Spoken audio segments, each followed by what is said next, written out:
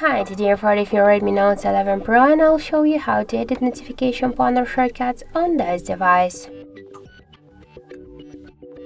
So first, let's open the control panel, and just to edit it or to change the positions of the icons or to add the new options or remove some of these options, you should click here to this edit icon.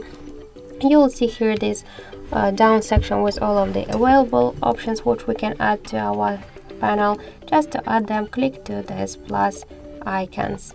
Just to remove them from the panel, you should click on this red minuses. And to change the positions of the icons on the panel, we should just hold it and drag it by this way.